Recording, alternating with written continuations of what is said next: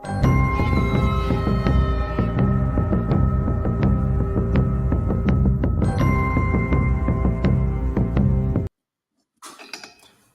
y'all. Andy here, and welcome to another edition of the Talkalorian Live. And today is our Season 3 finale. Today I'm joined by my co-hosts, Austin and Brandon. And Austin, Brandon, how are we doing today, y'all? Not terrible. It's a lot cooler in Texas, so it's a lot better, in my opinion. Yeah, the weather outside is not frightful. It's been really nice. Guys, hit me with some highs and lows, whoops, poops, happies, crappies. What's going on this week? Just a busy week. Nothing super exciting. I did a couple of streams here this past week. Most I've done in quite a while. I caught your Halloween Ends live stream watch along. Yeah, that was a good movie. And last night I did a big 3-hour podcast with my buddies Connor and Brett, who talked about the entire Halloween trilogy that just came out. Nice. Otherwise, that's about all the excitement I've had this week. Brandon, what about you? So we had a solar eclipse through Texas. Oh yeah, that's right. And so I looked straight at the sun and burned my retina. No, I was kidding. Nice. Yeah. Did you use the sunglasses? Or no, I didn't like look at it, but like it was funky because like the light had a different angle. It felt like it was like cockeyed like this. So it was weird. Like walking outside, it's like 10 a.m., but it felt like it was 5:00 p.m. It was weird. And so that, and then I was an usher at a wedding yesterday. So I partied and had the best barbecue. Andy, Terry Black's. So yes. We had Terry Black's at a wedding. So it was amazing. So that sounds so good. Oh my gosh. I am envious. Yeah. I've been doing some wedding planning stuff, and we're doing engagement photos tomorrow as well. So the bar is raised for weddings if they could get Terry Black's out there. Barbecue's a huge thing in Texas. So yes, and it's it's out of Lockhart, so it's like if you get Terry Black's, I'm coming to what? No, I'm just kidding. Just make sure one of your guys' pictures that you're on the floor like this on your stomach, and your legs are like just kicked right to your head. And you got to make a duck face. And then I got a new chair, by the way. Oh yeah, that's right. You got like a new actual like kind of gaming chair, or is it like more of like a it's like office chair? Like, it's just an ergonomic like leather chair, and it it has like the lumbar support and everything. So the other one felt like I was like falling over or like falling forward. So I was like, I need a new chair. But like took advantage of Prime Days, so very nice. Well, new chairs, the Halloween trilogy, and weddings aside, guys, let's go ahead and talk about this season of Ahsoka, which I guess is still considered a miniseries. Have they actually officially confirmed season 2 yet? I haven't seen anything. I'm assuming there probably won't be. I'm assuming the next Dave Filoni related thing we're going to get is probably the new Heir to the Empire film. Yeah, I think that's what's kind of interesting is that this could maybe be its own standalone, right? Like whatever comes next does involve the Rebels cast and crew, but it's not under the Ahsoka title, which would kind of make more sense because I feel like the general consensus, maybe it's just me, but I feel like the general consensus has been this really was not as much of an Ahsoka show as we were kind of led on to believe it would be. Well, the problem too is that this show had the least amount of views or streaming hours or something like that.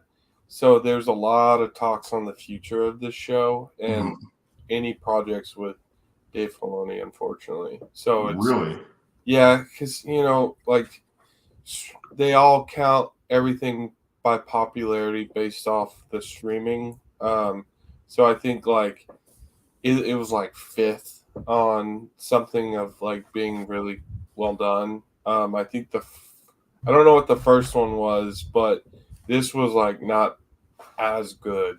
So Mhm. they might like prioritize some other projects. So People are probably worried about it because of what happened with like Boba Fett, Kenobi, and the last season of Mando. So I'm sure some people are a little weary on watching the show.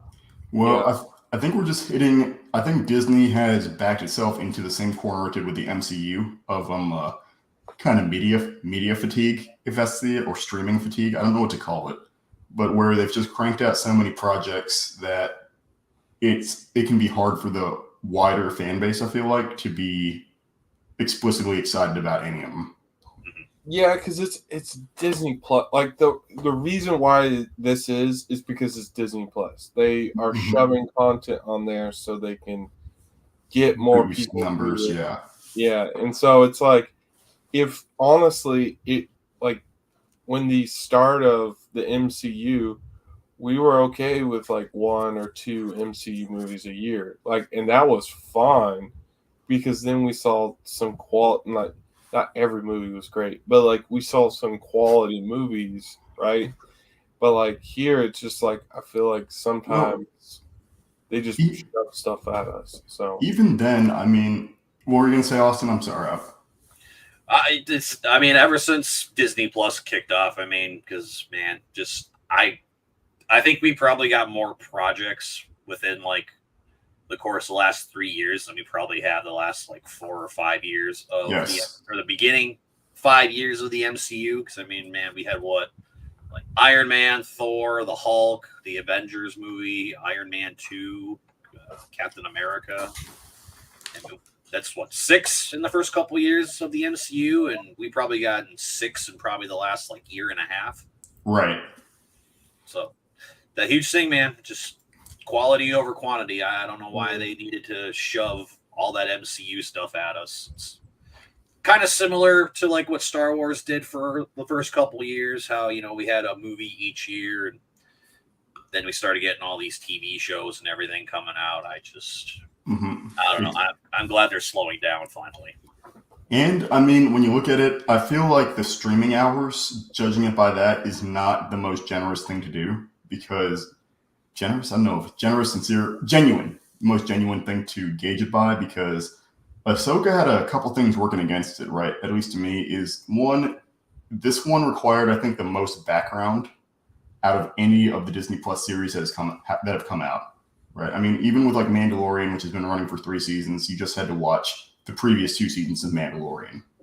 But Ahsoka had so much history behind it already, right? Between like Rebels, between like the Star Wars movies, between Clone Wars, there was so much going on that you really weren't going to understand as much about the narrative if you hadn't been at least somewhat aware of those projects, I feel like. yeah, and two, right? It's like sometimes, how many times do you have like 8 people over to watch? Like you have buddies watch it. It's like it's hard to just gauge it strictly based off hours. You Yeah. like it, especially when you throw it up on your streaming site. It's like you can't really just say like just based off like hours. You can't gauge of how many people actually watched it. I mean, that's kind of a ridiculous thing, and it's hard because it's like then how do you gauge a popularity of a Yeah. show? And so then it gets into more nuance, but at the same time, it's like I hope, like I wish they would focus more on movies than on shows.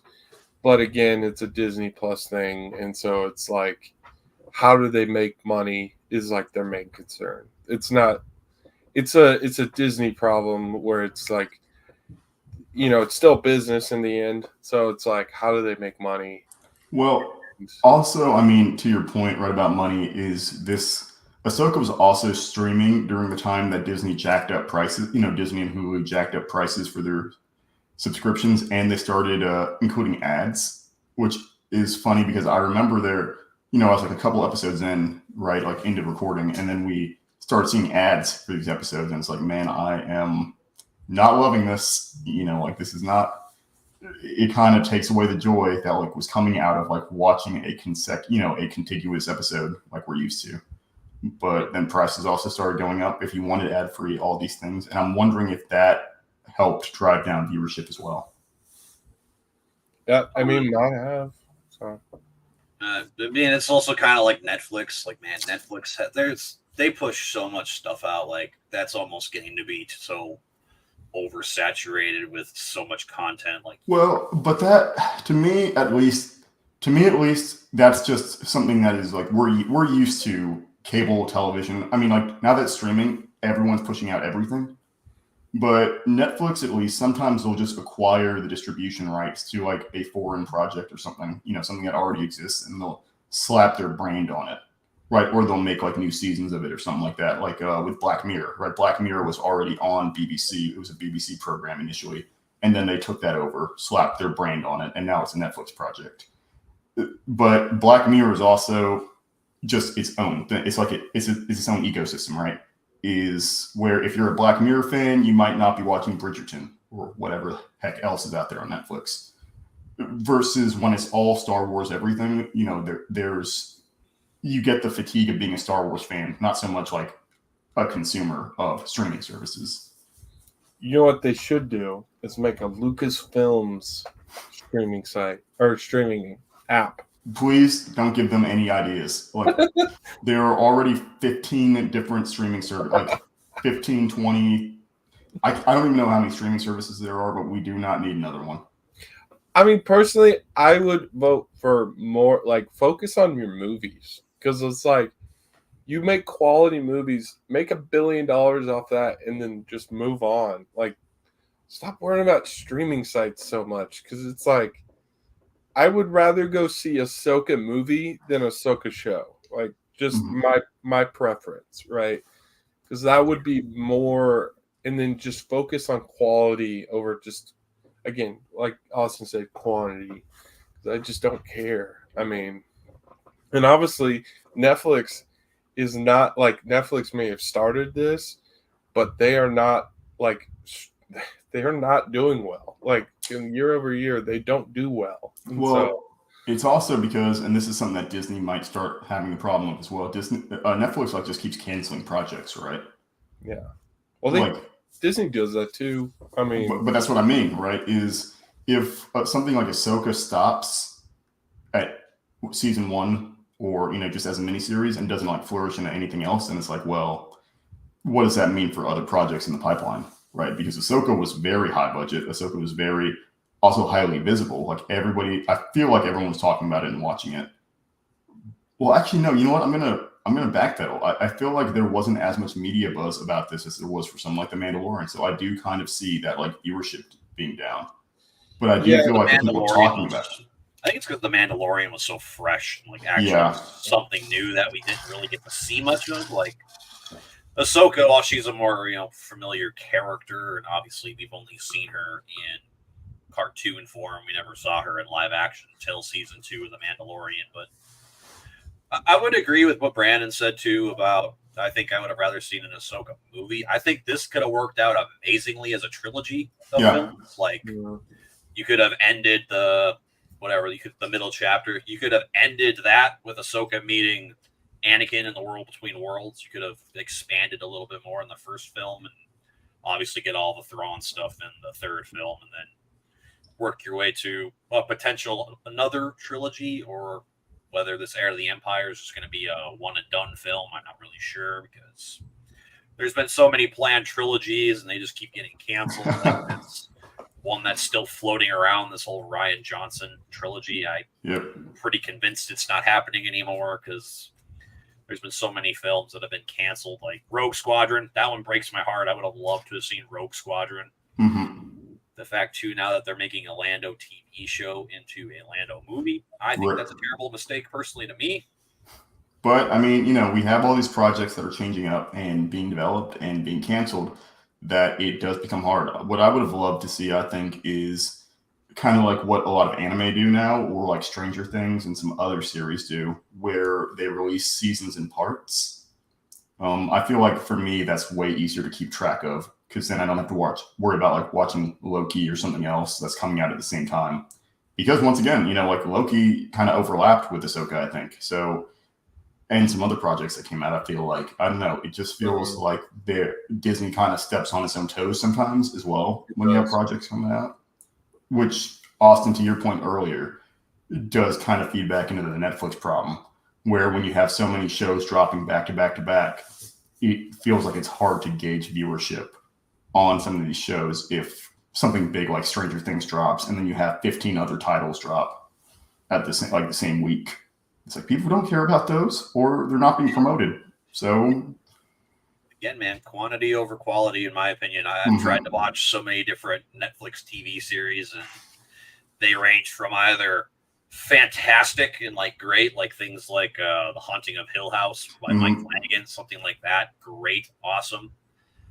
And then you get just terrible television. Like you get some in the middle that are okay, like that 90s show that just came out here earlier this year. I thought that was okay, but it's just, I don't know why they got to keep shoving so much stuff. Like, and the fact too, another thing that really bothers me about Netflix, they take a certain amount of movies off, and then literally like 2 months later, they just put it right back on. I couldn't even tell you how many times I've seen things like I Am Legend and some of the Fast and Furious films. They take them out, and then like 2 months later, it's like, oh, hey, here's something new on Netflix. Well, it always comes back to the, I guess the not rating zone, but always comes back to the deals and the, distribution rights or anything on that back end.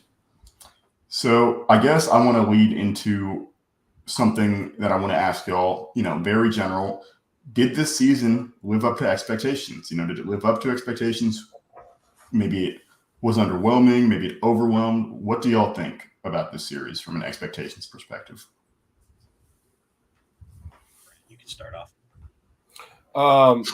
So my opinion, I think it a little bit above expectation. I think I went in pretty. I think we talked about this, but I pretty like low, like not. I was apprehensive, right? Like after season 3 of Mandalorian, in like the season finale, I was expecting something very great and grand, and I got like how I described it is like they could have done very well, and they just settled with like just above okay. And so it's like, and I don't like discredit. It was a great season. I just like, you could have done so much more, and like, I don't know. It was just a little bit kind of underwhelming a little bit. And coming in here, I was like, I have no clue what's going to happen. Obviously, I think Ahsoka was a show that left us desiring more after, which is a common Star Wars thing, which is not a bad thing. No, I know. And so I think, again, the characters that have, when you put new characters on the screen that have a mystery to them, they're going to become the most intriguing character in the show. And I feel like Ahsoka was slightly overshadowed, and we've talked about this. It should have been an Ahsoka show. It should have been like, Star Wars Rebellion or something like that. Yeah, like right? Rebels Light or something like that. Yeah. And so it's like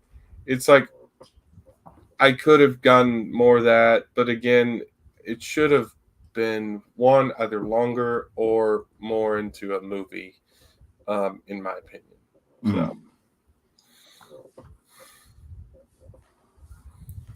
And for me, it definitely exceeded my expectations. I mean, again, with the disappointment that was the Book of Boba Fett, Mando season 3. Like I had my worries, but at the same time, again, I have a lot of trust in Dave Filoni. He has disappointed me since I've been watching his stuff, and it definitely exceeded what I wanted. Like, again, as much as I have liked pretty much most of what Disney's done with Star Wars. Some range from amazing to just okay. I thought were solid enough. Again, Andor I thought was just solid. That's just me though. hopefully gonna, maybe come around to it. We'll see if season 2 helps, but whatever. Anyway, besides the point. It feels like that classic old Star Wars that we all came to know and love and grow up with. So that was a huge plus. Obviously, we are all in agreement. This show should have never been called Ahsoka. There's really one full episode that's actually dedicated to Ahsoka. So, like, that should have just been a straight Ahsoka show. Maybe you could have just done a legit mini series of Ahsoka, like 2 or 3 episodes, an hour long each. Have something like what happened in that episode happen. But yeah, this should have been Rebels season 5. There's no reason this show should have been called Ahsoka. She wasn't the focal point of the show, which obviously we all thought it was, watching the trailers, reading the reviews and stuff. But this was much more of a Rebels / whatever you want to call it, classic Star Wars show. Right, like Rebels Return or Rebels Reunion. I don't know. But I guess part of it is like, what would you call it then other than Ahsoka? But because ultimately, like, the thing is, the plot didn't revolve around Ahsoka, right? Like, it revolved around finding Ezra, and finding Thrawn. And Ahsoka and Sabine were just kind of facilitating that. Right. And even Sabine had more kind of, I guess, character moments in certain aspects than Ahsoka did. So, once again, because the Mandalorian was about the Mandalorian. Right. Like, we walked through the story with Mandalorian. We didn't go off into a different, like, we didn't go off to the sheriff or whatever. Like, we watched the Mandalorian with Grogu, and that was, we saw life with them and the relationship they had. We got Ahsoka, but then we like got points where we weren't with Ahsoka. It's like we were with Sabine for like an episode or two for like almost a whole episode. Right. Yeah, it was weird. Like I and so that's where it's like when you start pulling yourself out of that point of view and more and like watching it from afar, it's like it makes it less impactful, I guess, and more like it's like, I don't know, like it's gonna happen, but it's like predictable or right. It's like, but when you're with Ahsoka throughout, like if you followed Ahsoka throughout the show, it's like now you don't know what's happening. Like you see her reactions more. I don't know. It kind of just adds to the like we start to care more about Ahsoka more. But now it's like we care about Sabine, we care about Ezra, we care about Hera. It's like it's just a lot to do in 8 episodes, Yeah. And don't get me wrong.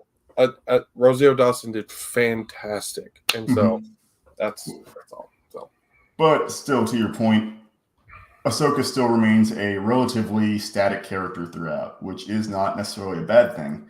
But her main character development did come from her encounter with Anakin, and even that was a little like, I'll be honest, like even that was a little underwhelming to me. Right, was her encounter with Anakin. I feel like yes, it was like emotionally impactful, but when I like kind of take a step back from it, it's like, well, I don't really think she grew as much as yeah, but I don't really think she grew as much from a character from that interaction as people would like to think. Like I feel like it was just it felt more like it was like a bit of closure for her, which is fine. Yeah, but we really didn't see that in that episode, like played up as much as I was kind of expecting, even though it was a great episode, fantastic episode, right? Her and Anakin didn't really have that much mind-blowing dialogue or discourse throughout that episode. I mean, obviously, everybody's got their opinions about that. I feel like what they went through, I felt like it was very genuine. I felt like we were watching an extended version of Clone Wars with the way they were talking to one another, because always been something that's bothered me, but I've definitely gotten over it a lot. Like it's always kind of bothered me that like when you watch Clone Wars, you hear the Anakin voice on there. It's not the same as Hayden Christensen, but like the more and more I think about it, I actually think that Hayden performs better. Almost, I don't want to say intimidating. I guess like replicating. Wow, words are hard. Replicating what Matt Lanter did, because I felt like this was like the straight up Clone Wars version of Anakin. Just I'm more attached to it because it is Hayden Christensen.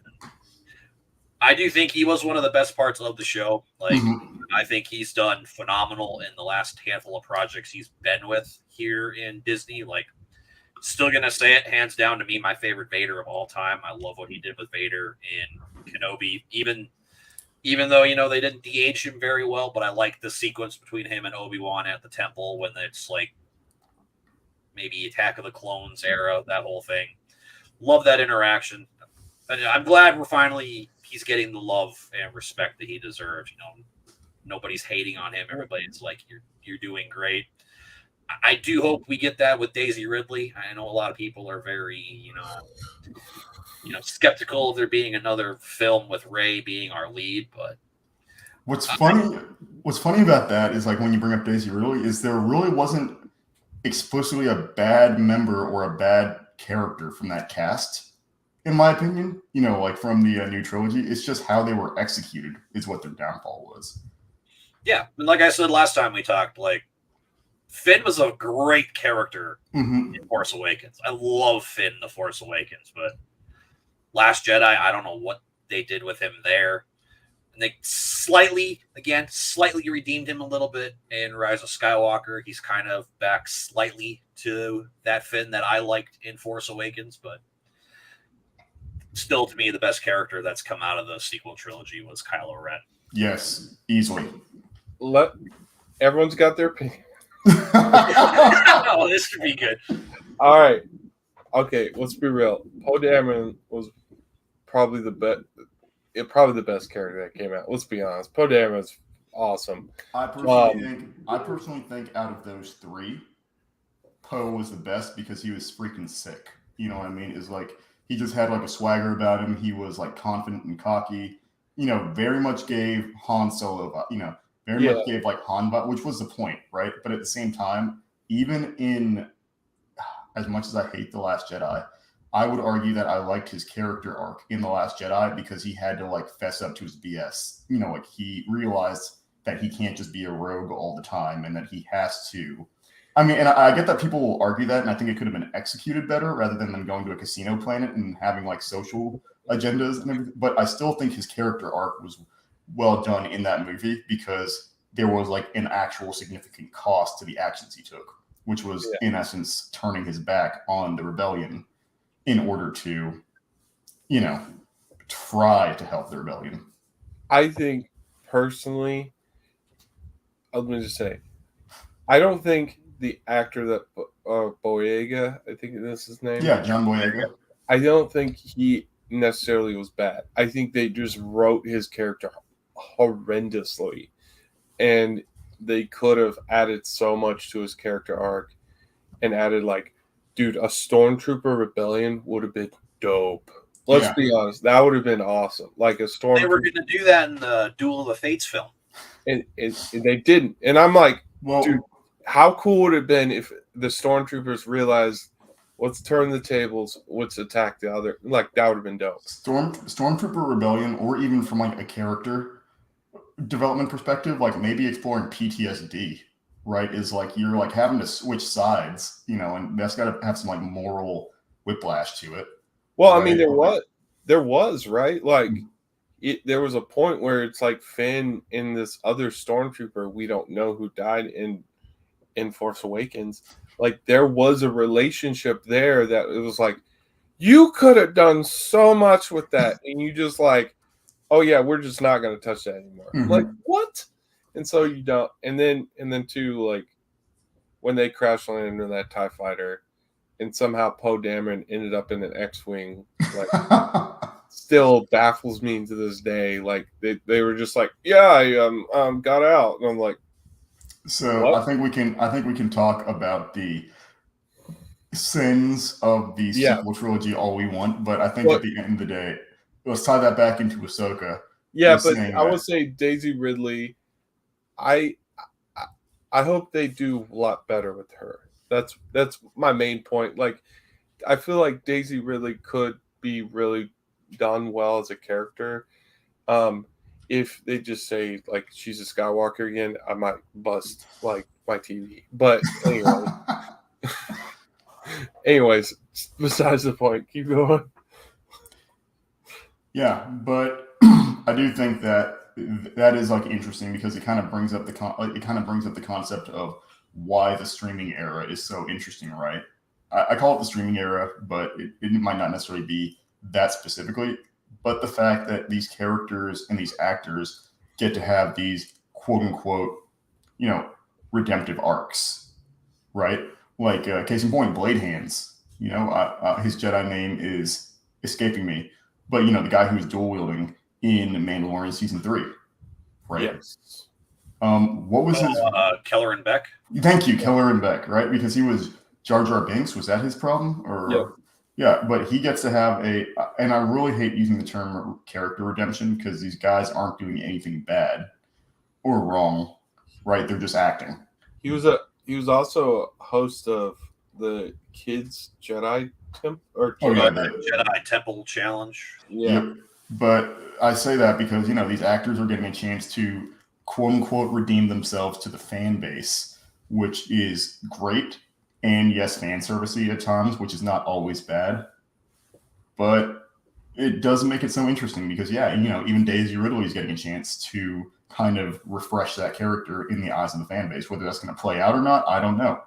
But it's working for Hayden Christensen, so here's hoping. And I mean, I guess since we're kind of already on the topic, because I know Andy, it's one thing you've been a little more critical about than a lot of people is the casting of some of these characters. I know they haven't been fantastic for you. Out of the cast, I mean, Thrawn clearly killed it. I think that much is obvious, right? Is what is it, Lars Nicholson? Yep. Mm-hmm. I mean, and I get it. Like he's one of the few who like translated over, right, from screen to screen, and he killed it. He was intimidating. He was imposing. I loved him. Rosario Dawson did great. Rosario Dawson did great. Ezra, the actor who was playing Ezra, was incredible. He's so good. I loved him. My main problems were the casting for Hera and Sabine, which is unfortunate because I'm not really familiar with them. What is it, Natalia Borzelou? I forget her name. Oh, the actress who played Natasha. Natasha. Yeah, I don't remember how you say her last name, but I've seen her in a couple other things. Like I saw her in Most Dangerous Game or whatnot on Amazon. But a couple other things. She's not really a strong actor. I don't know if that was the writing so much, but she wasn't the strongest actor. But the portrayal I was really disappointed with was Hera, right? Especially because that's Mary Elizabeth Winstead. And I was really hoping for more out of that. But yeah, she's not very a strong actor. Whoa. Backpedal. No. I didn't say that. Let's be honest. Everyone has their own opinions. What movie do you give her like good props on? Scott Pilgrim. Scott Pilgrim. No, dude, don't. 10 Cloverfield Lane. Oh, dude, yes. Okay, maybe 10 Clover, but not Scott Pilgrim. Birds of Prey. Birds of Prey. Yeah, she was great in Birds of Prey. That's 3 shots, dude. Don't give us a 4th one to put you in your grave. Like, listen, we can drill you. Not Scott Pilgrim. What do you mean, not Scott Pilgrim, dude? She's movie so good that she's reprising her role in the anime, right? Like the entire cast for the live action movie is coming back for the anime adaptation this year on Netflix. I should add, that's a plug. But you not like Scott Pilgrim? No, I did. No, I'm just saying she's not the highlight of that movie. I will say so. I mean, what are you gonna say, Chris Evans? Oh yeah, Lucas Lee. Come on, Chris Evans. Come on, let's go. Okay, yeah, that's actually hilarious. But like Scott Pilgrim, I feel like that movie doesn't have any bad roles, right? I feel like every character, like every actor in that movie, played their part incredibly well. Yeah, Meryl, that Mary was Elizabeth that Winstead was an included. interesting one because it's like they're playing basically comic book characters, and so they have to be outrageous or whatever. So Sub Monkey, thank you so much. That is an awesome Galactic and Fire uniform you got on. Thank you, man. I really appreciate that. We also had another comment earlier. Sup SPC, I've just seen the finale. It was amazing. I can't wait for next week episode, next series, and we finally get to see Sabine as a Jedi. And also, also I've seen Hayden Christensen in a Clone Wars live action form. That was really cool. And definitely agree. it is good. I'm just saying that's not like she's not the highlight of that film. Yeah, but the point, it's kind of like the Ahsoka. Now we get to tie it back to Ahsoka because the whole point, right, is that it's not called Ramona Flowers; it's called Scott Pilgrim.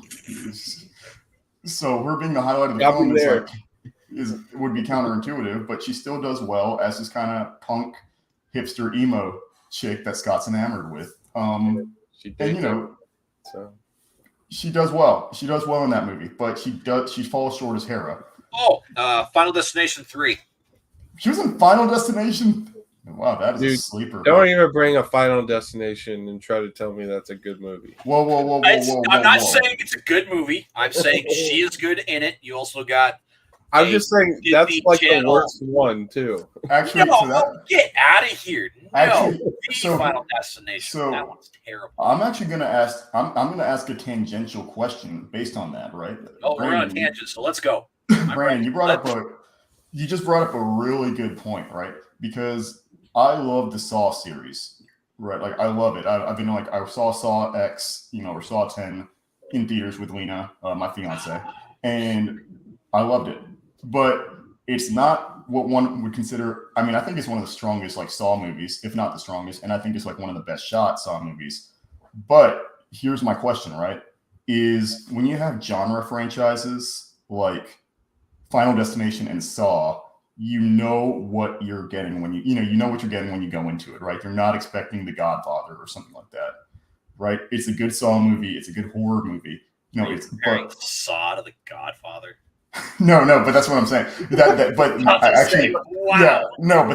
why I'm saying. But that's exactly why I'm saying that, right? Is like you might call a Saw movie like a good movie or a good Saw movie, but people wouldn't necessarily call it a great movie, right? Like a great film. Yeah, like so. Okay, well, dude, I liked Spiral. Okay. No, that was. We can go into that later. But here's my question, right? Ahsoka, going off that kind of same concept. Was Ahsoka a good series or was it a good Star Wars series? Right? Like, does it work as a show on its own or does it just work as a Star Wars show, like existing in that ecosystem? I mean, that's a good point. I think it's a good Star Wars show. I wouldn't say it's like, oh my gosh, the best stuff that I've ever seen. It's so artistic. It's like, I mean, no, right? Like we've seen really good shows before, right? Right. And even if this was a movie, I would say like this standalone. If it was like, I mean, it's still a good show, but it's not like if we called this like, for instance, right, Rebel Moon, right? I think there was a point where that should have been a Star Wars movie. I've heard that standalone, it's going to be better. Like, it's going to be great. It's going to be fantastic from what I've heard. I think if we took this off and then say it was in a Star Wars movie, I don't think it would do very well. Just my opinion. Because it's just too trope. Like, it's too Star Wars trope. It's too, like, you would have to know that, like, everything that's going on. So standalone, no, I don't think it would hold up. In my opinion, I would agree, and even I guess another film I'll throw out there that's kind of Star Wars-ish that I've come to love a lot here in the last few years is Dune. Like, I feel like that could be a good Star Wars show / film because I mean, you don't obviously. I've said it thousands of times before. For me, for Star Wars, you don't need the Force, the Sith, the Jedi, all that kind of stuff. I don't need lightsabers. I know there's a lot of people who watch Star Wars. That's what they want. They want lightsabers constantly.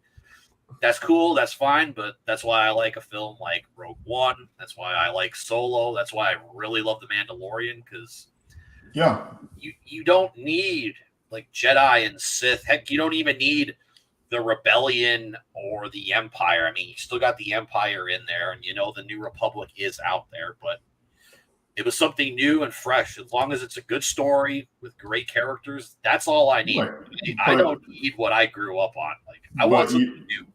But you also, when you say Dune, right? That's a good, or I would say that's a good movie, right? I say that's like a good film, right? Like where you watch it and you can appreciate the cinematography, the acting, the set designs, like all these things, right?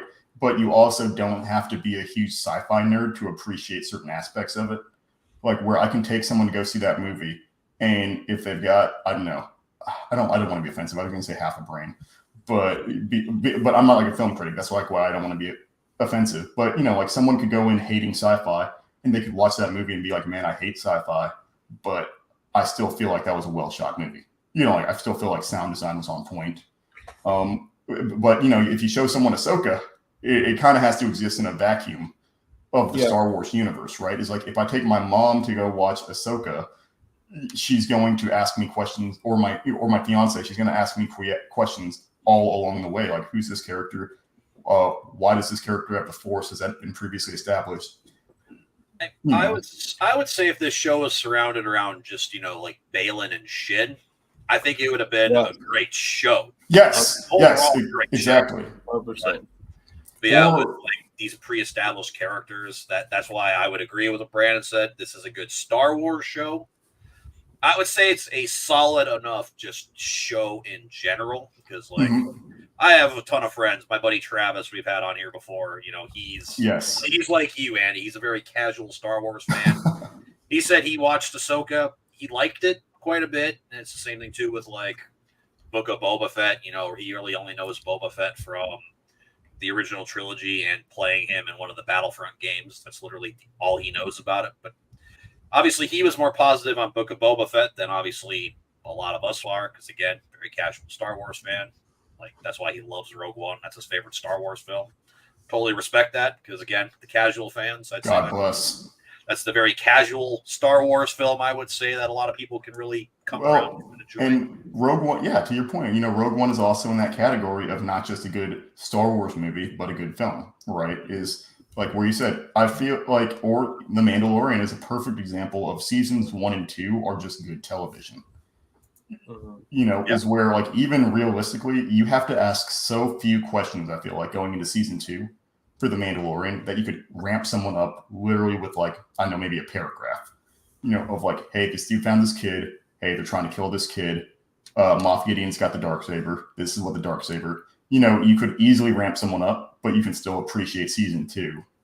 And then you get to season 3, and that's when it becomes like full on, like, okay, now it's like a decent Star Wars show, maybe even less decent television. And that's just someone who probably like is an apologist for season 3 of The Mandalorian. Like I really enjoyed it, but I do know it has a lot of shortcomings. I guess too. I guess kind of a question before we continue on with Ahsoka. I guess more for Brandon, because I guess Andy, I don't know if you've seen it, but like Kenobi, would you say that's at least a good enough show? A lot of people don't think it's a good Star Wars show, which I can understand. Again, I'm somebody who really liked it. I give it a 4 out of 5. Again, this is coming also from the guy who gave Andor a 3 out of 5, 4 to 5 stars. Again, Brandon, no offense. I know Andor is more your neck of the woods, where I'm more the Kenobi fan. So I guess to kind of iterate, would you guys say Kenobi's at least a good show? Obviously, I already know your guys' thoughts. It's not a good Star Wars show, at least for Brandon. No, I don't think it's shot well. I think honestly, like me personally, it's like I think it's cheap. It looks cheap to me on a lot of different aspects. Like it's got a few peak moments. It has a very few, and like the point where it's like Darth Vader basically pulling down a starship, Mm-hmm. and then like ripping it apart, and then like the fight with Obi-Wan and Darth Vader was emotional, and it's like those two moments, and then it's like, what else happened? Like you like, oh, like you remember Reva? Mm-hmm. Like she was one of the, like, and unfortunately she was very unforgettable, which it's just like it's sad because it's like she was probably the biggest antagonist in this whole movie. Besides, Did she get the Merrick treatment? yeah, Or would you say she got the Merrick? We Would got you more say she Well, got the Merrick time with treatment? her than we did with because Merrick. she made it throughout the whole show, so it's like it's hard to say that, but it's like when Darth Vader, it's like the thing that plagues Star Wars is like there's not going to be a bigger antagonist than Darth Vader, Mm-hmm. right? Like when Darth Vader gets on is in a movie, or it, like he demands that like presence, that respect, right?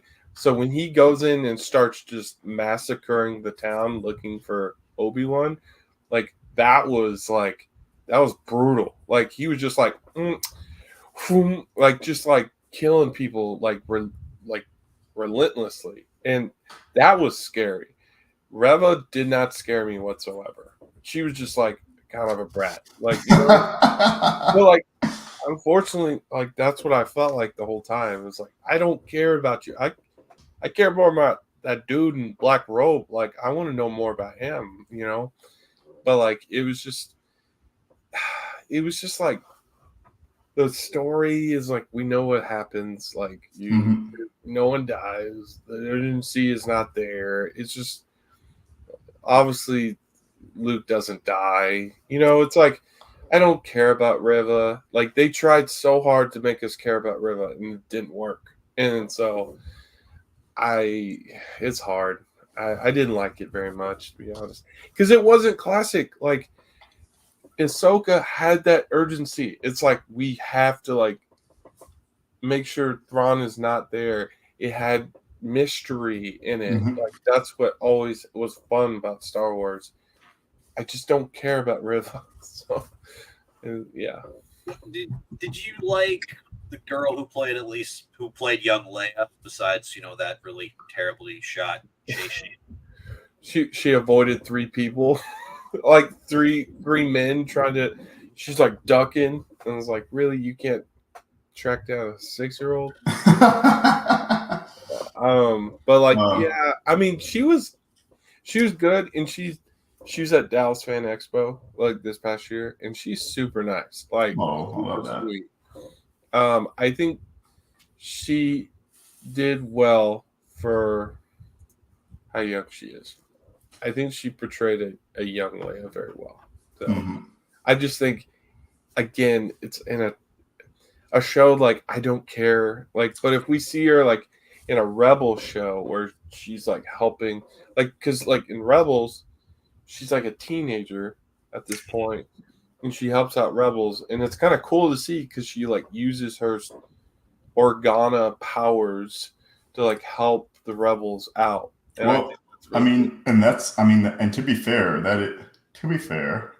that is something that's brought up in Ahsoka, right? Is like she gives Hera the pardon, or she gets Hera a pardon by sending C-3PO, and her name is brought up. And I have to express once again how respectful that was by Dave Filoni. It's such a small thing, but I respect him for not not like I respect them for not recasting Leia, at least not at this time. And I respect them for not using like digital footage or AI or like de-aging or CG. I just Like they respect. did in Rise of Skywalker. Yeah, right. I just respect so much. Oh yeah, that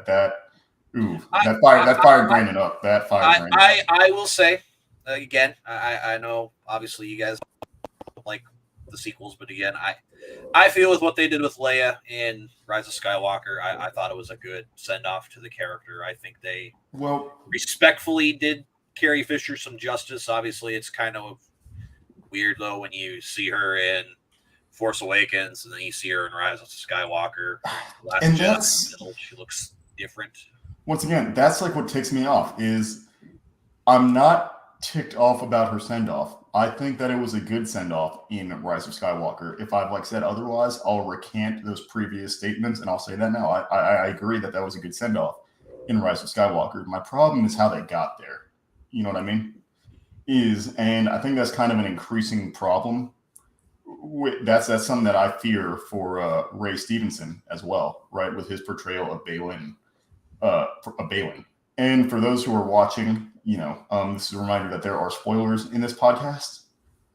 But with Ray Stevenson, passing away, rest in peace, and his storyline not concluding, that's kind of like why I said maybe they're going to Darth Vader him and put him in armor and recast him or something. I think that would potentially be a good way to keep that character. But Disney kind of scares me with like, are they going to digitize him or something? You know what I mean? Or like use his voice, because the Actors Guild is still on strike to prevent stuff like that. Well, because there's been a fan casting for I can't ever remember. It's like Lee Shriver, I think's his name. I know there's been a lot of people championing that because if he did the makeup right, he could look like Balin. But that's a good one. He played Sabretooth, I think, in X-Men Origins of Wolverine. So I better know him as Cotton Weary from the first 3 Scream films. That's how I know him. I love that. But yeah, no, actually, see, and I think we also, as fans, have to be okay with recasts happening. Otherwise, it's just going to perpetuate, or fuel Disney and other big companies and studios to want to have digital recreations, vocally or physically, of these actors. That hasn't happened. I hope it doesn't. And if an actor signs away their rights to do that, that's one thing. But yeah, I don't know. I could see him taking on that role. I think that would be well done, or I think that could be well done, I'll say. We have in the comments, have y'all gotten Jedi Survivor? I'm waiting for it to come on PS4. I want to play it so bad. I thought it already was on PS4. Nope, only PS5 and Xbox Series 1. Yeah, they go next gen first and they go backwards. Really? I mean, that makes sense, but I guess I didn't know that.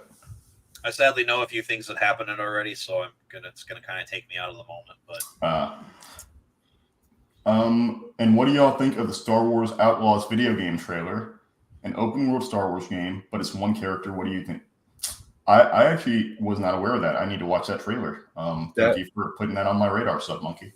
It's I've heard pretty good things about it. I've heard the one big thing I think it's large. It's like the map and everything, and it's very open world, but it's a very large. They said every planet is the size of an Assassin's Creed map. Jeez.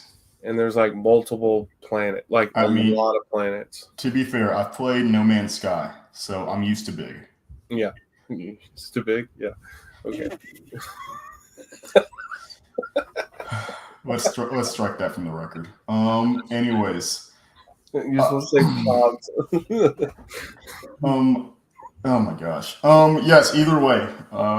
I'm not saying it's going to be like No Man's Sky, but what's the one that just came out? Starfield or whatnot just came out, and I think people said that was underwhelming. So I think that Outlaws has a chance to maybe capitalize off the disappointment people had with Starfield in creating people are modding that already. They're putting the main character as the Mandalorian. And, I love that. Stormtroopers and stuff. It looks pretty decent. So, yeah, I mean, I think that Star Wars Outlaws has a chance to capitalize off of that disappointment. Anyways, guys, I wanted to ask y'all, what were some of your most emotional moments from this series? When Jason found Ahsoka. Is that really it? No. Oh, I wanted to see Brandon's face because I know he hates Jason. I was like, what? That's it? Man, emotional? I can say one.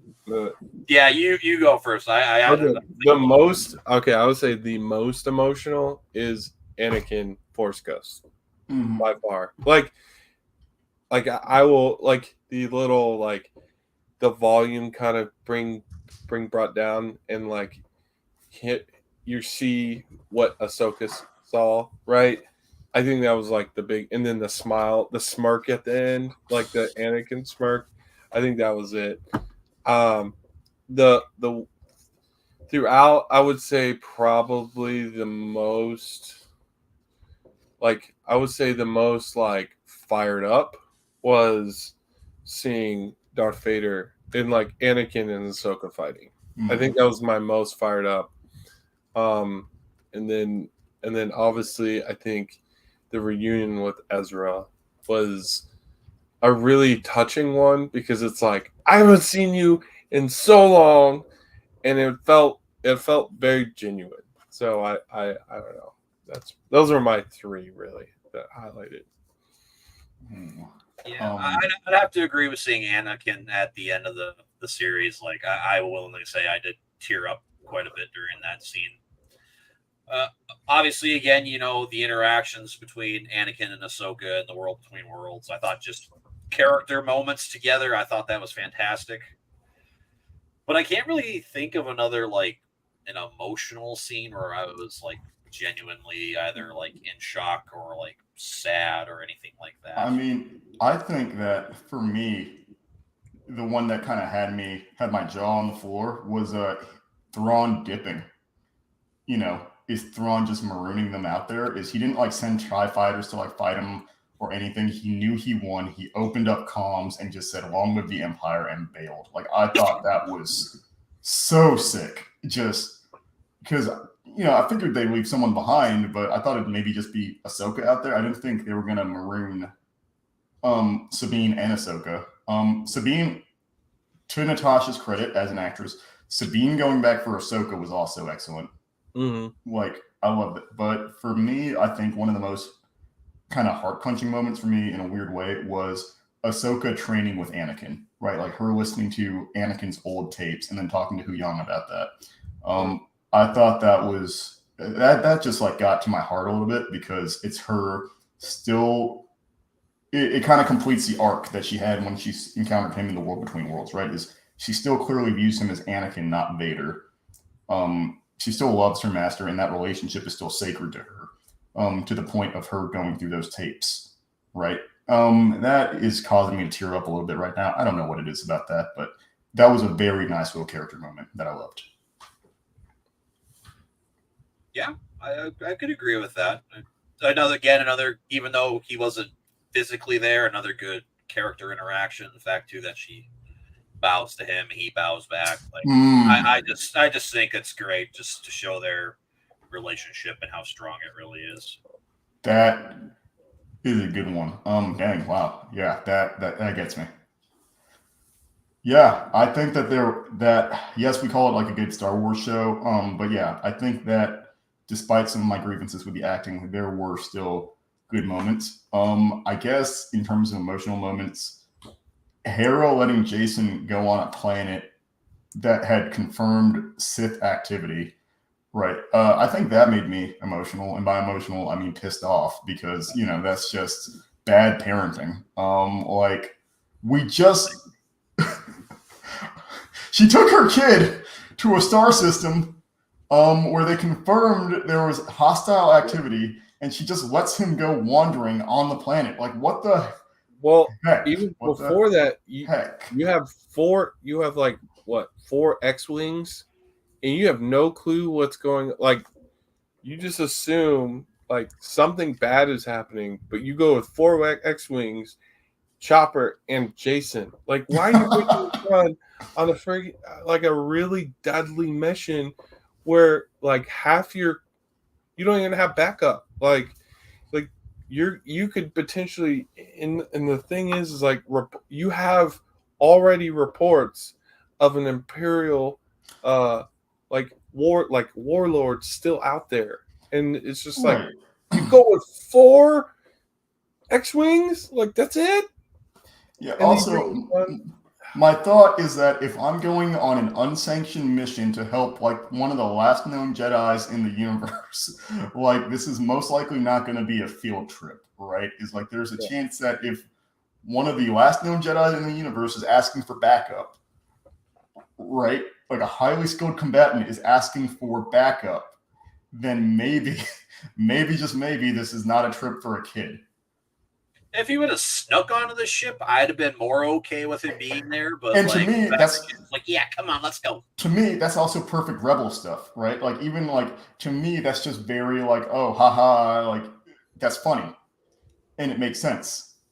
Like not to like willingly agree to that. Like that's wild.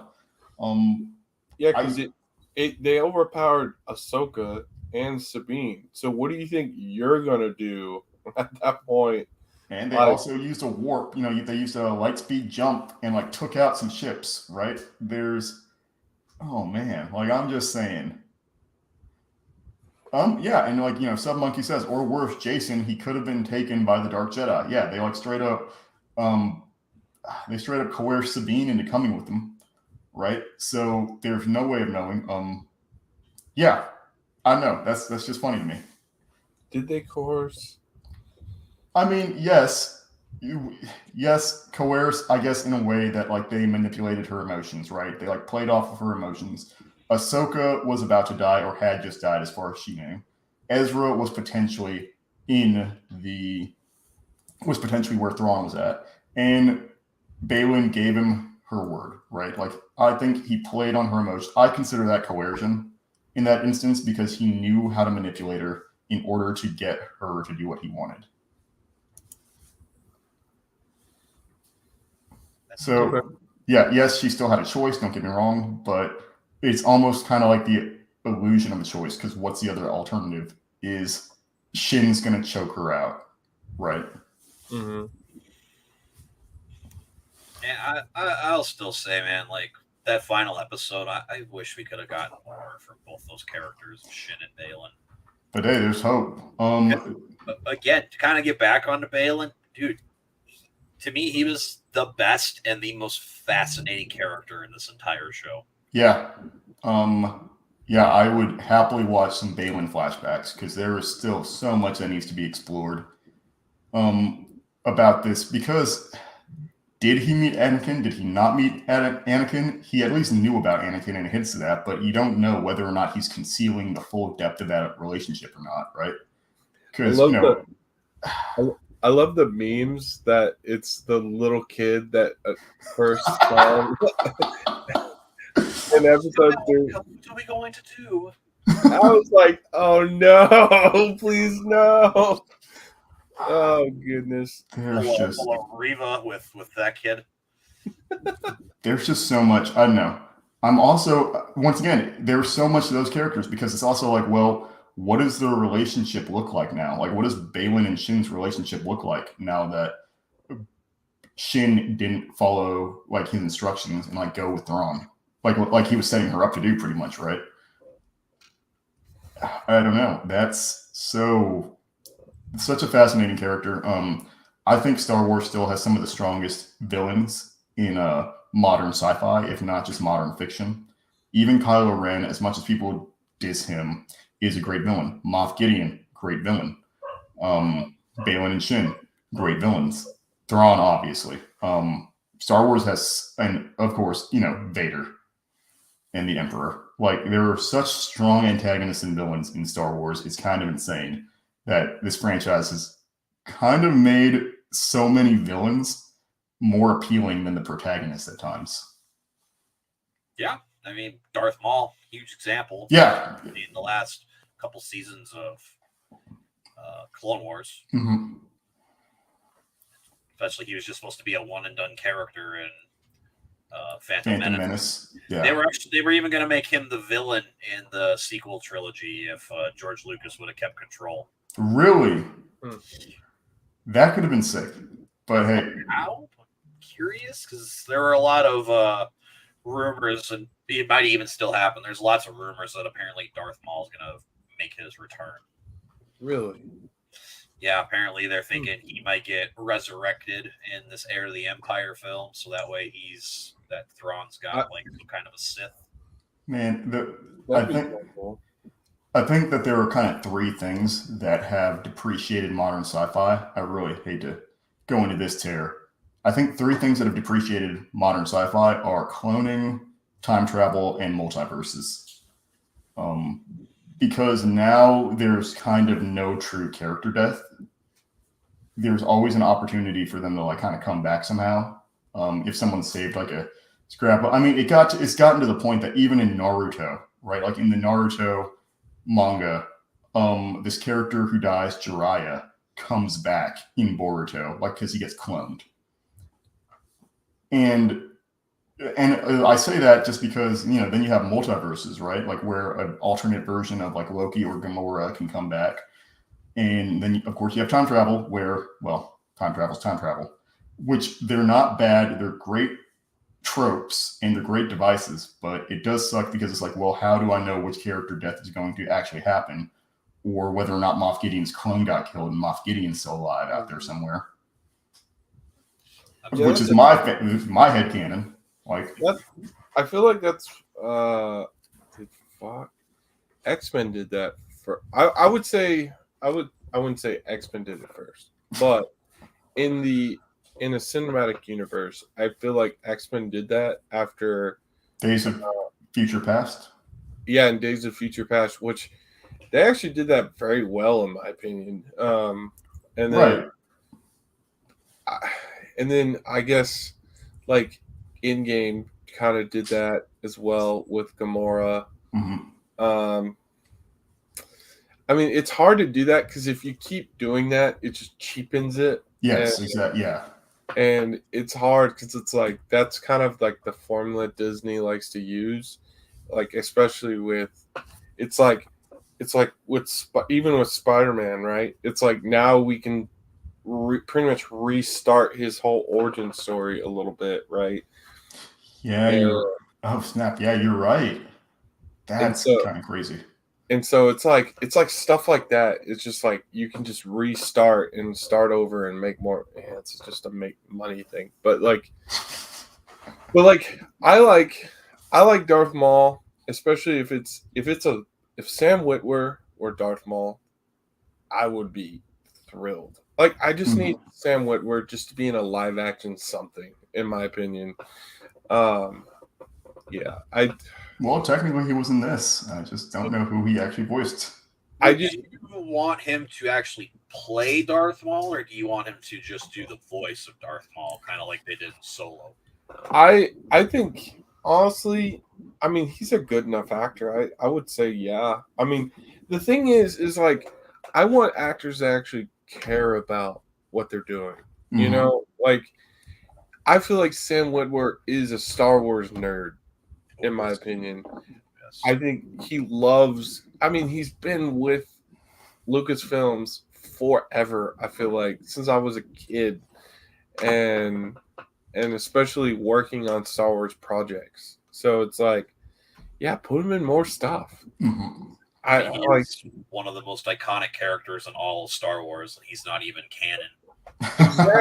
Exactly, and that's and I love. Like the little tidbits, I think I sent you guys this, but he explains the last fight with Obi-Wan and Darth Maul, where in the instance you can see Obi-Wan goes into two different techniques. One in a Qui-Gon, because like I think Qui-Gon was this, right? Mm-hmm.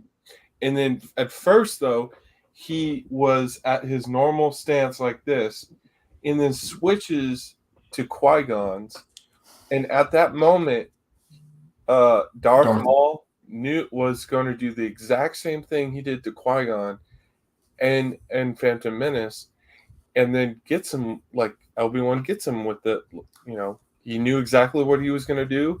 He guessed it, like he didn't guess it, but he just like how cool that was.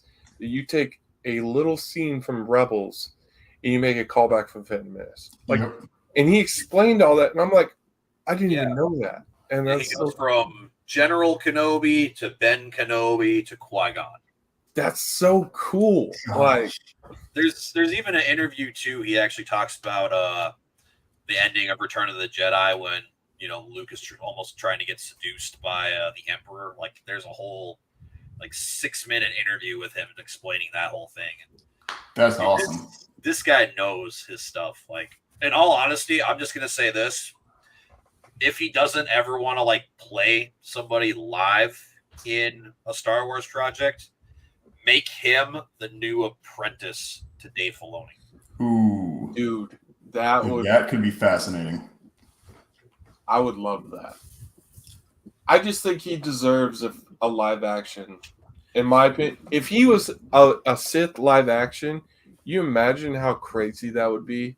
Like people would freak out.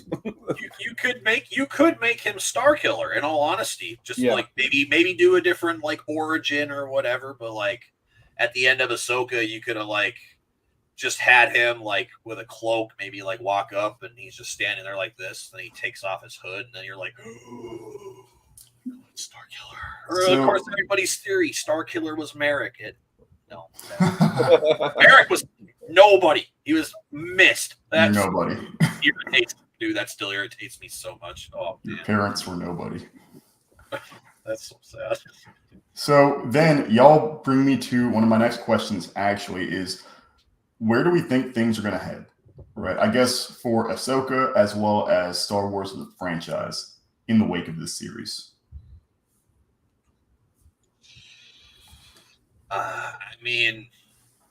Again, it's very clear. Obviously, Filoni's doing Heir to the Empire, so again, as somebody who's not familiar with Heir to the Empire, again, still got to read it. Still got to read the trilogy. So, but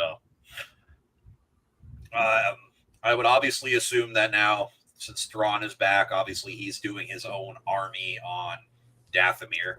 Mm-hmm. I would assume that's where the Empire is eventually going to set up base. It's going to be, I don't want to word it like this, but I'm going to have to word it like this because it's the only thing I can think of. Maybe like Dathomir is going to be their new like Death Star kind of thing. Maybe they're going to try and make a weapon there or something. Maybe that's going to be like the basis of Star Killer base or something. Ooh, interesting.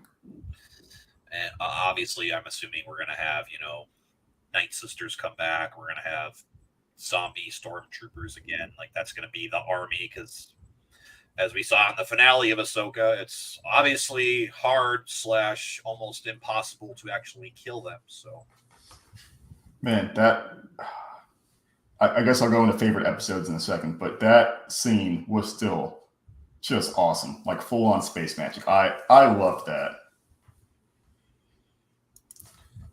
Brandon, what about you? Where do you think?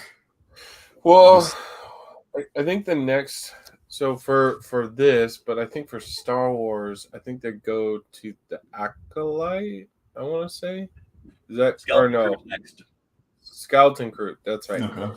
I think Acolyte is delayed. And then I think personally for this franchise, I think they need to or should finish up the Mortis God arc with Ahsoka. I think they'll might have a season 2 of Ahsoka, finish that God arc, and then the movie of Heir to the Empire. I think we'll get, and then we'll probably see some kind of big end game, like in the end, where we get Luke, Leia, and like Han and all that in the end. Mm-hmm. My thing is, I think, all right, I want, like what Austin said, Dathomir is going to be the main base, obviously, right?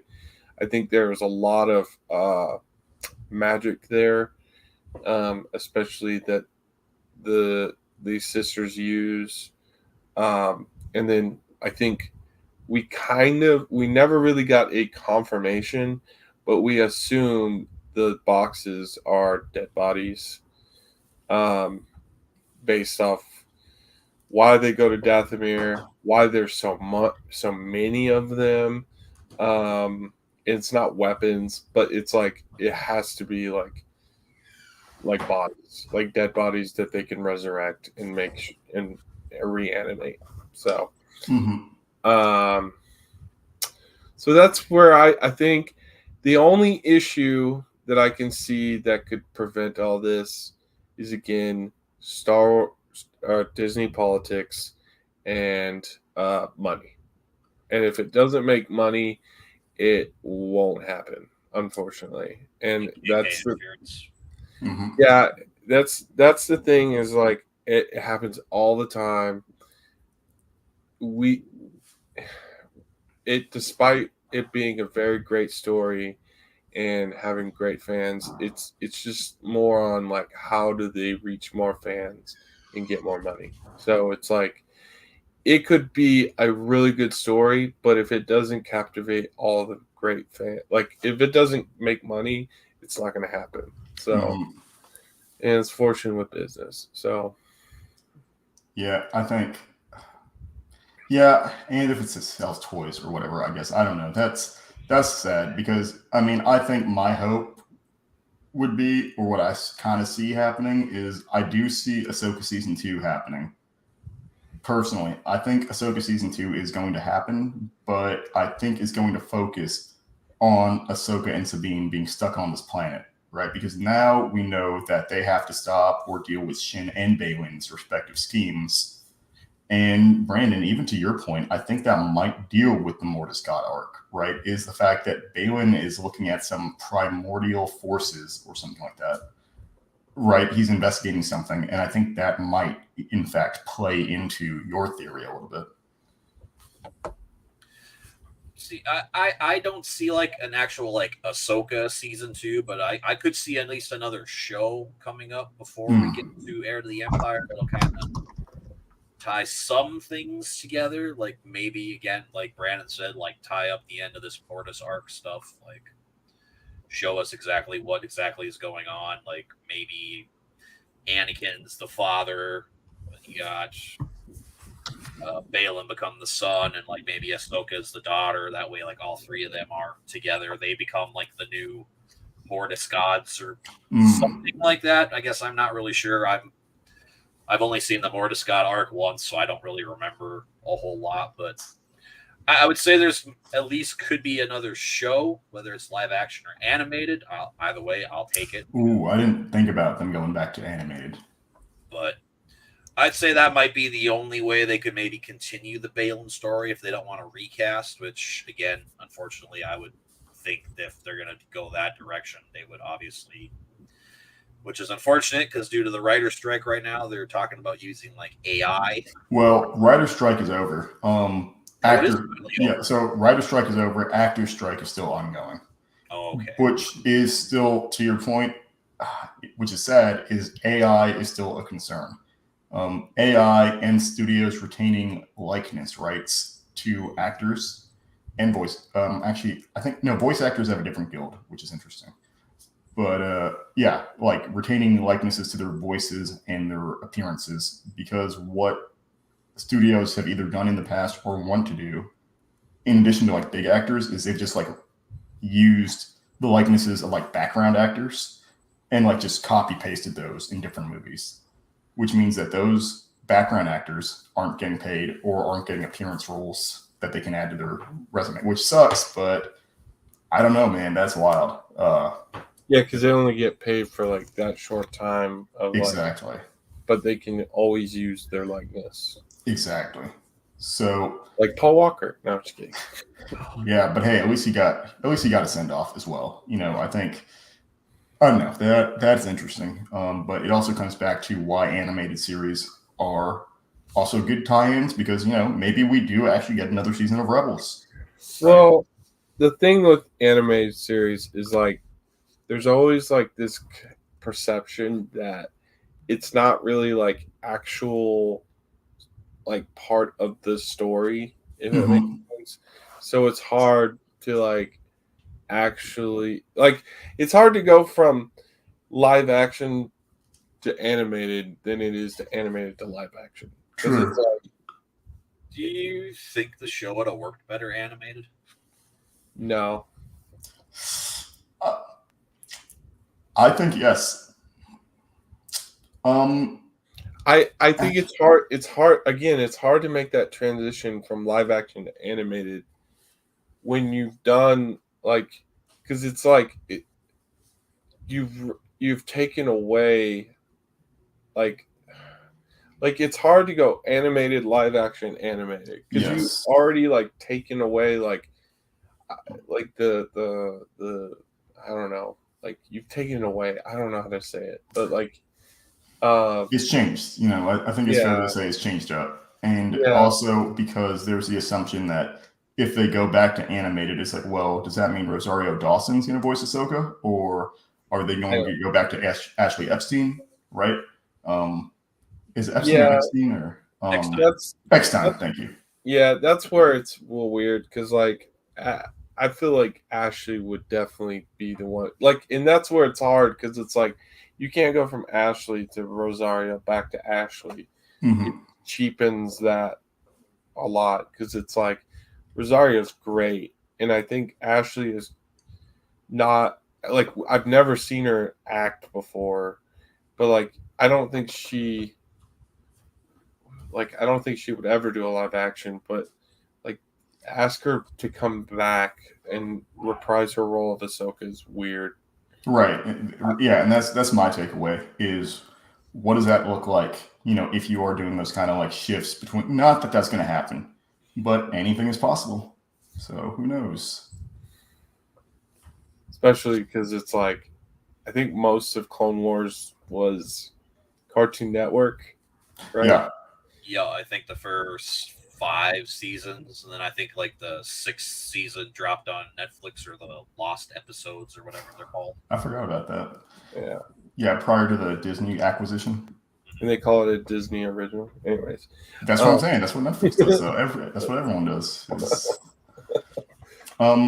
Guys, favorite episode?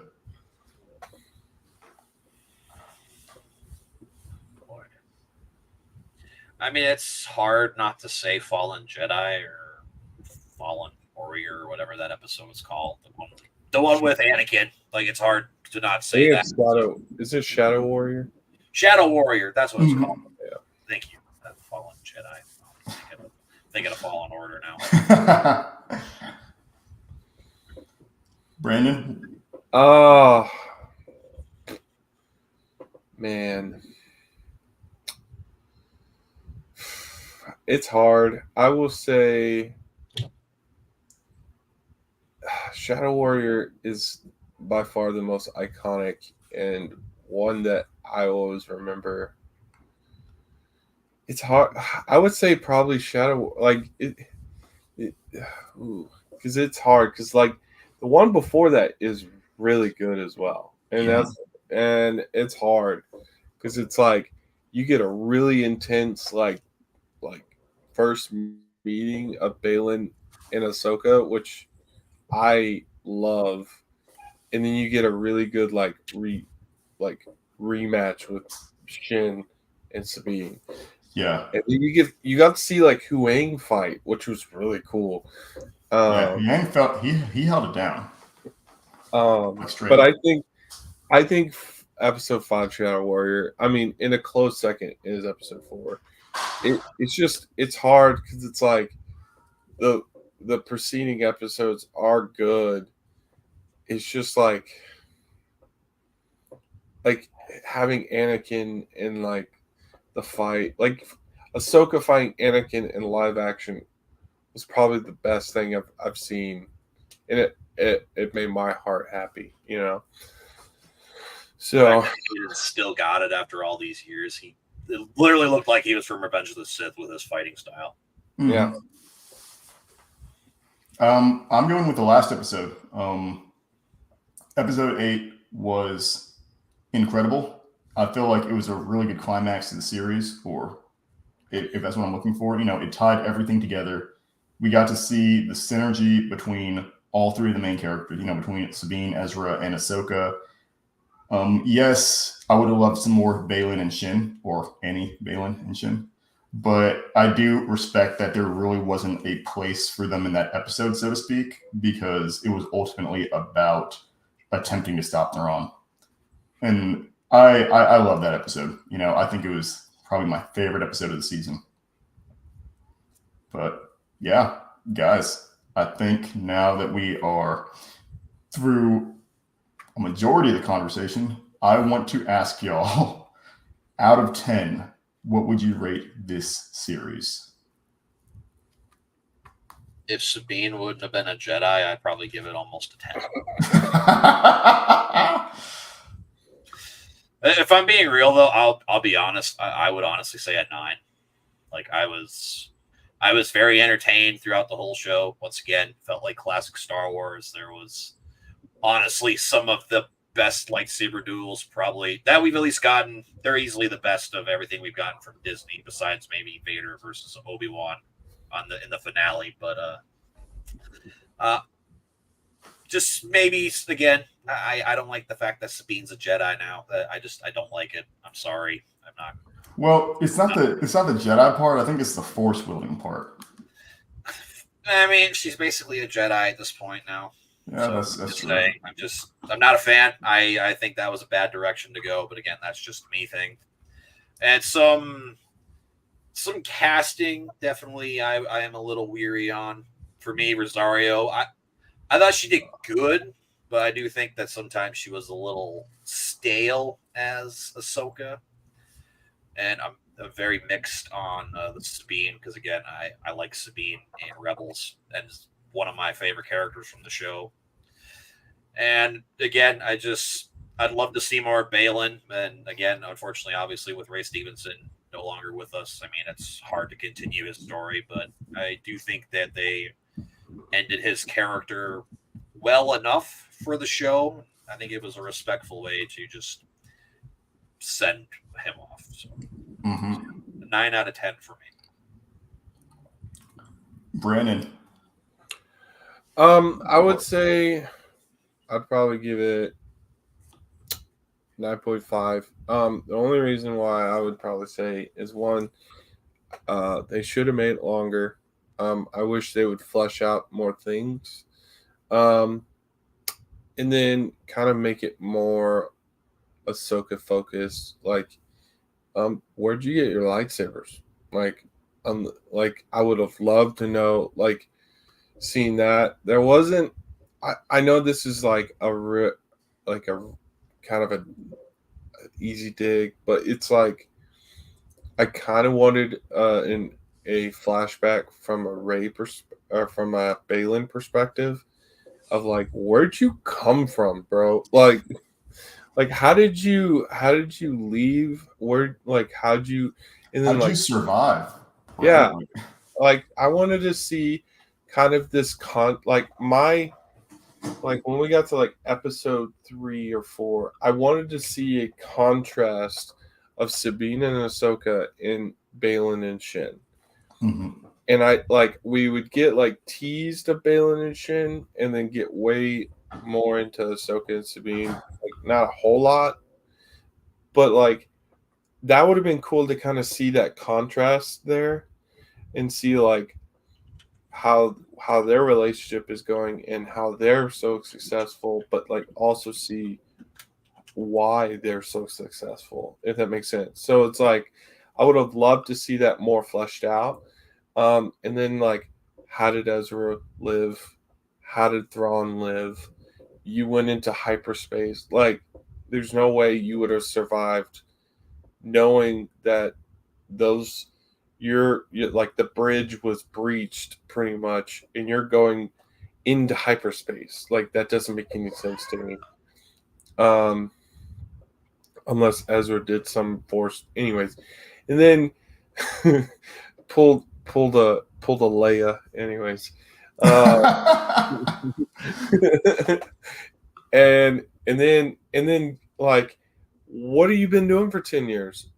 Like, more dialogue with Ezra, because I felt like we got Ezra and we got him fighting, but it's like, dude, I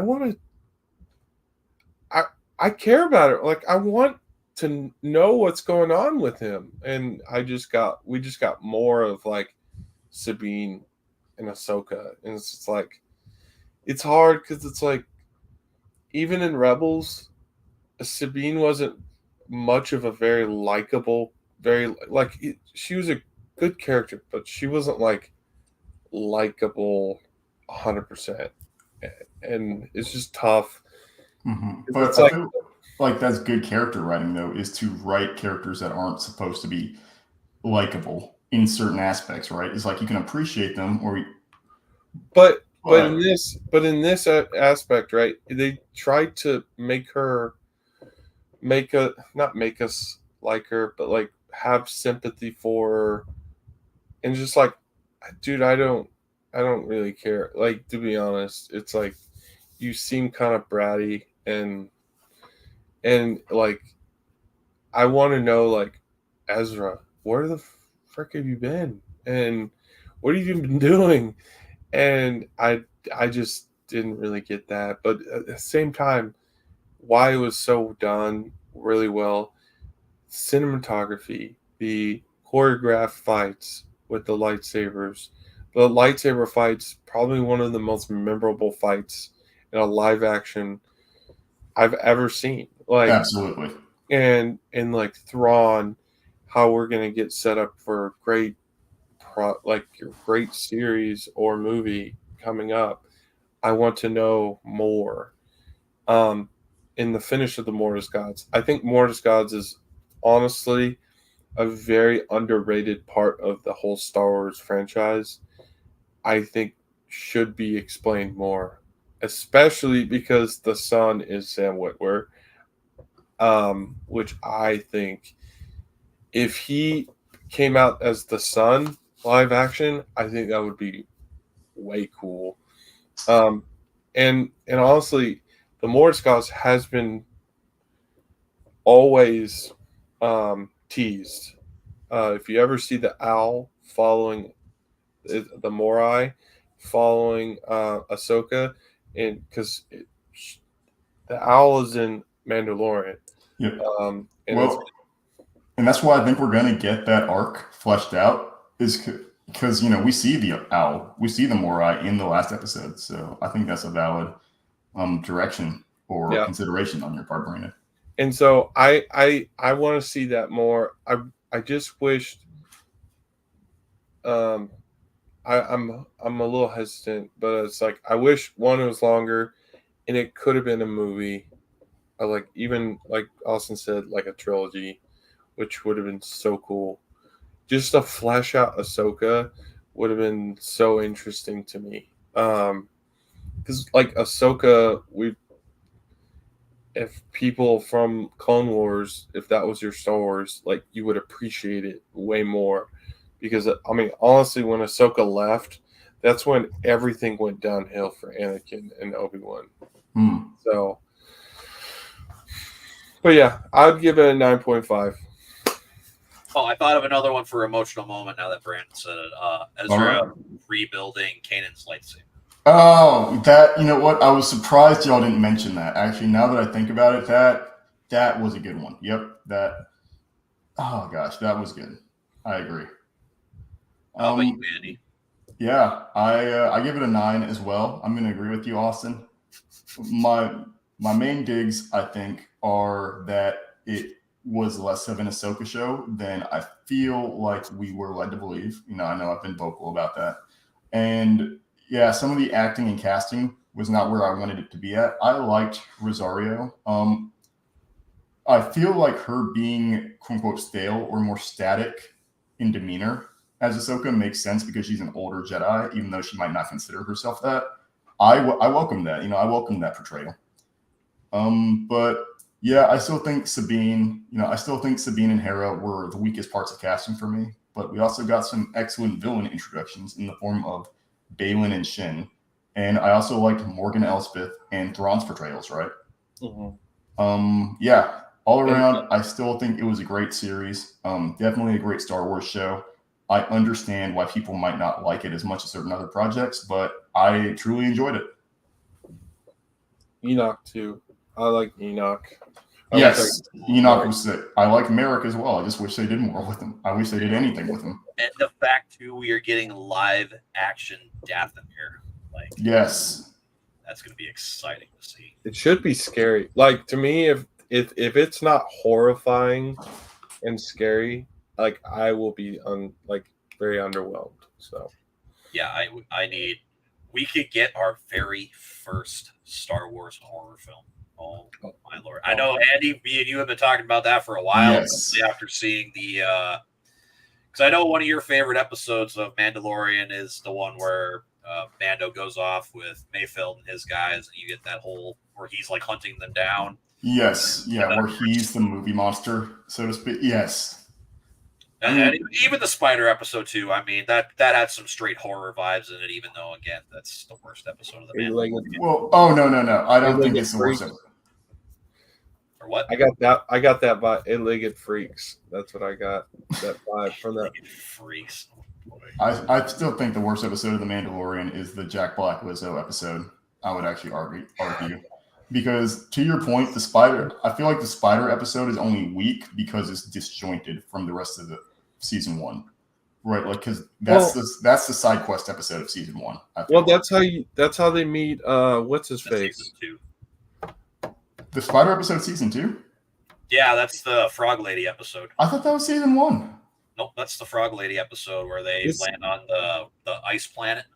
I guess it's time for a rewatch. My bad. All right. Well, yeah, because that's how they meet. What's his face, right? The guy in the X-wing. Oh, Carson Tiva. Yeah, that's how they meet Carson Tiva. Oh snap! Yeah, so you're right. There is some importance there. But yeah, once again, I feel like either way, yeah, I still feel like we got teased with some of those horror elements. And I think that's going to kind of come more to the forefront in whatever project's coming next that fleshes out the Dathomir storyline and the Balin storyline. Mm-hmm. Yeah, because I mean, I still cannot remember what it's called, but I know there's some theories about who Balin sees.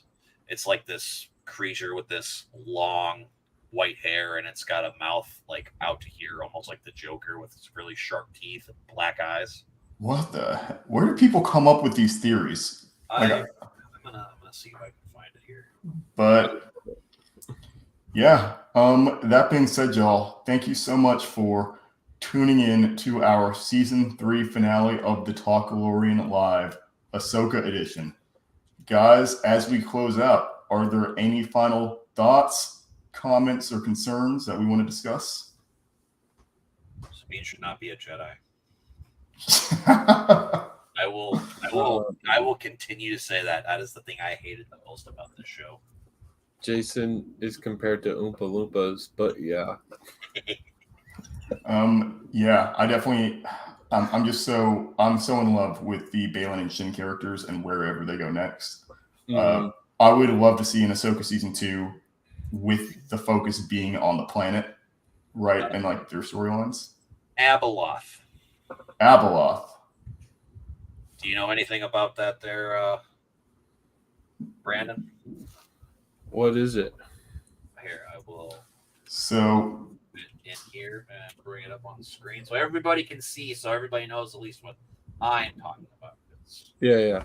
I don't quite know how to like describe this creature except like it's literally like watching a horror movie. Abeloth is the alleged creature or entity that Balin is seeing. Yes. Oh my gosh! Yeah, Ooh. It's what looks like an emaciated woman with all black eyes, pale white, with white hair, and a Cheshire grin made of finely sharpened teeth. Yeah, that's scary to me. Supposedly this is the mother, but apparently this creature's from. I'm assuming it's from Legends because I don't know anything about it because there's a lot of pictures here with like her and Luke. The only force ability Abeloth ever feared. So I'm assuming it has to do with something with Legends. Obviously, of course, here are the Mortis gods, the son, the father, and the daughter. Oh, so I guess she is the mother. We'll have to look into that, and I think that gives us an interesting potential direction on where the Mortis God storyline might be headed. I love that. And yeah, I think if that's the case, then this could definitely kick things up to 11 in terms of the horror aspects of this series if they go that route. I hope it is true because that looks. I'd love to see that in live action. That would be terrifying. Brandon, Austin, thank you so much for another fantastic and exciting season of the Talkalorian Live.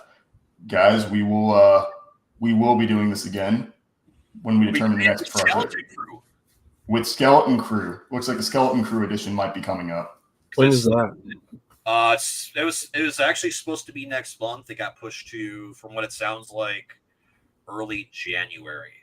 Okay. Like late January. So, because, like I said, kind of the concept of this whole podcast is do everything within like the Mandalorian universe. So, and even if you guys want, I'd be cool to do another like special like bonus season, and we do like the Acolyte just to do it. Ooh, that would actually be exciting. Yeah, I'm actually really excited about the Acolyte because more old or like Grand Republic stuff. I'm good with that. So, thank you all so much for tuning in. This is Andy King of King's Comics, joined by Nerd DeLeon and SPC Unleashed. And guys, we'll be talking to you again real soon.